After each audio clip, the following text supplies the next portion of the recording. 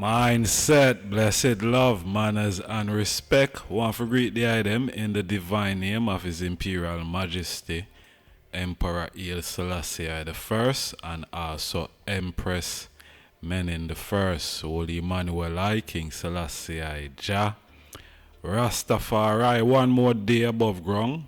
Beautiful viewers and subscribers, as the item know, life is our ultimate position, no greater than that, no matter what go on. On top of everything, we see a go on, Zane, a lot of things been happening in the social space over the last couple of strongs.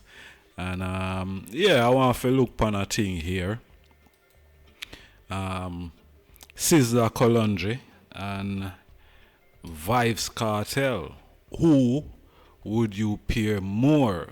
Would you pay Sizzla more for perform, or would you pay Vybz Kartel more to perform?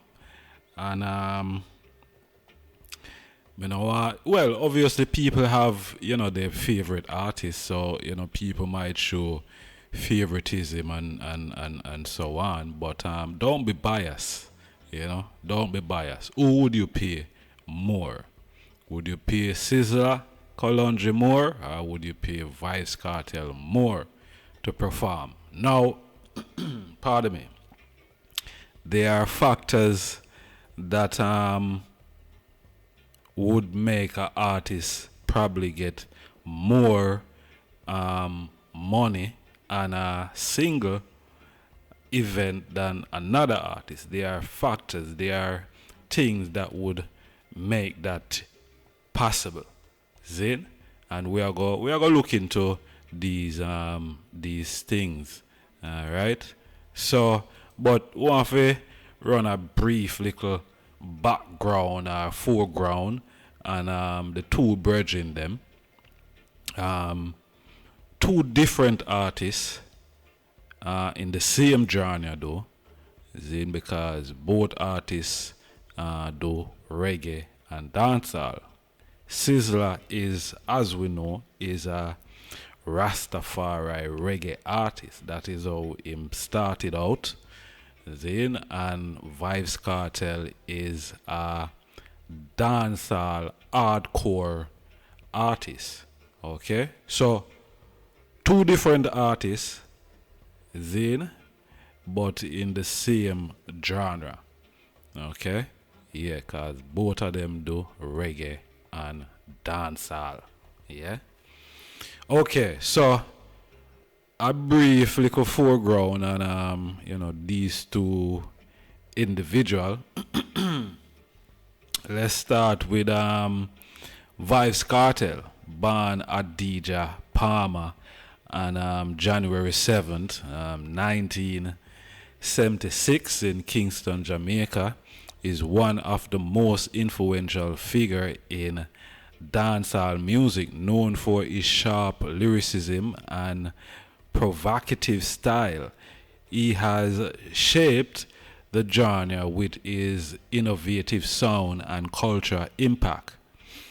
Kartel first gained prominence in the early 2000s, releasing hits like Sweet to the Belly and Clarks, which became anthem in the dancehall scene.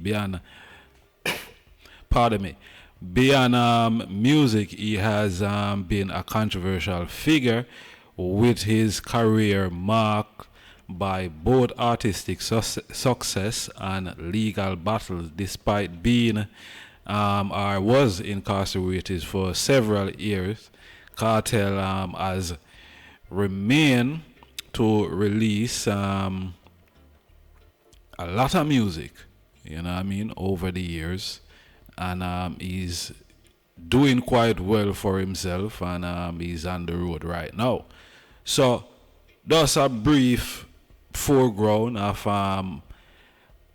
Vybz Kartel. Zin, yeah. Let's look on Sizzla Kalonji. Sizzla Kalonji, born Miguel Collins on April 17, 1976 in St. Mary, Jamaica, is one of the most influential figure in contemporary reggae and dance hall. Raised in Augustown, Kingston, he was deeply influenced by the Rastafari teaching, particularly the Bobo Shanti movements or branch. His music blends spiritual consciousness with high energy dancehall rhythm, making him a leading voice in the conscious reggae movement. Sizzla began his journey in music in the mid 1990s, honoring his craft with Caveman high power sound system before teaming up with producer Phyllis Burrell of Exterminator Records, and his breakthrough came with the 1997 album Black Woman and Child, which became a cultural anthem. Over the years, he has released more than 50 albums, including Praise Jah, The Messiah, Royal Sons of Ethiopia, and much more albums beyond that. His music often emphasizes themes of African heritage and spiritual upliftment and social justice. See?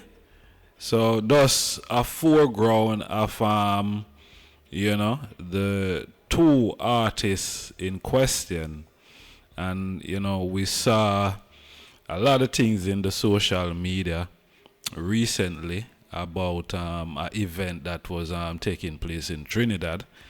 Both artists was on the bill. Controversially, I saw posts online saying that Sizzla wanted the same amount of pay as Kartel, which I posted a video I think on Friday clarifying what really took place where that is concerned with Sizzla and the promoter of that event in Trinidad. A probe also we saw going into the amount that Vybz Kartel was asking for. I was paid, I'm not sure 100% what happened if he was paid that amount of money, but huge sum of money. And we go and look into why maybe that money was asked or paid to Vybz Kartel. But the question is, would you pay Sizzla more, and why? Or why would you pay Vybz Kartel more? So that's the question we're asking, and we're going to look into a few things why an artist would get more money than the other artists. All right.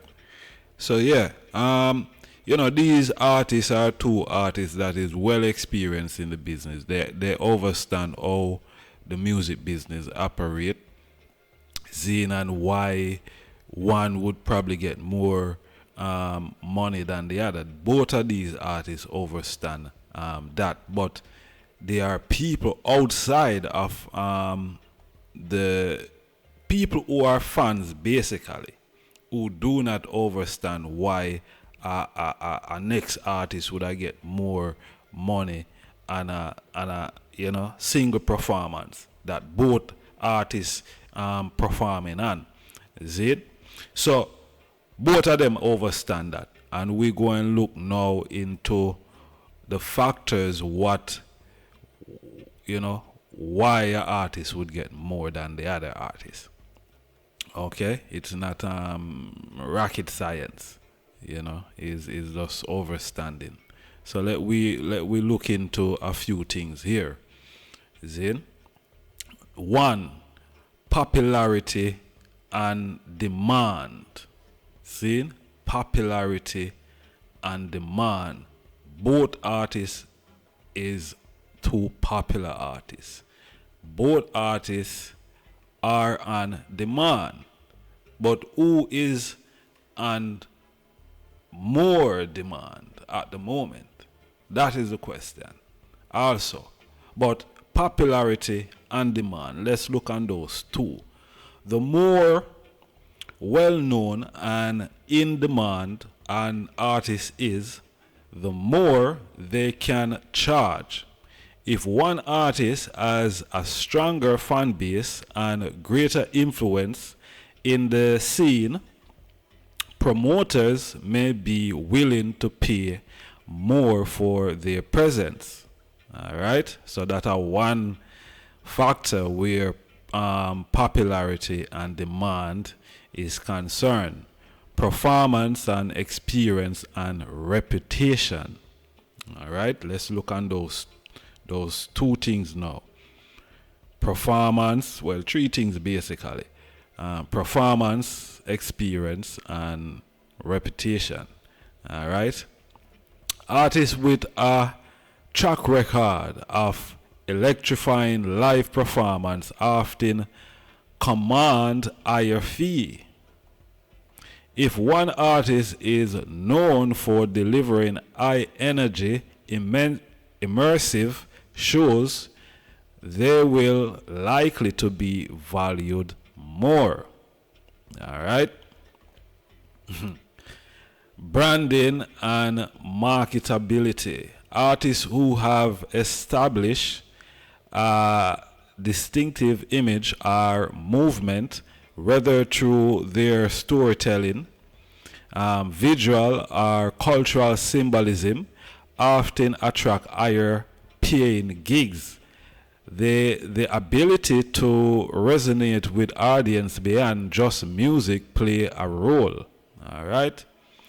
Ticket sales and crowd draw. If one artist is constantly bringing in a larger crowd or boosting ticket sale, promoters see their value in financial terms.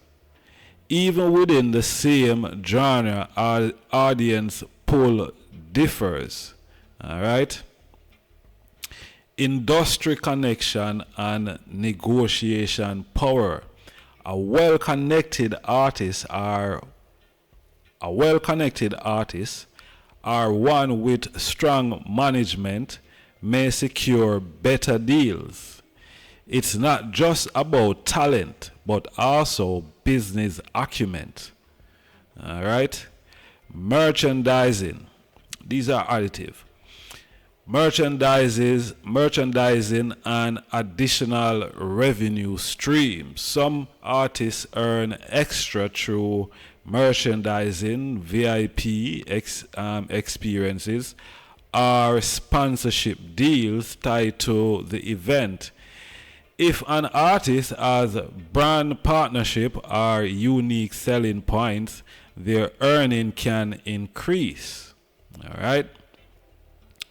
Performance slot and event positioning.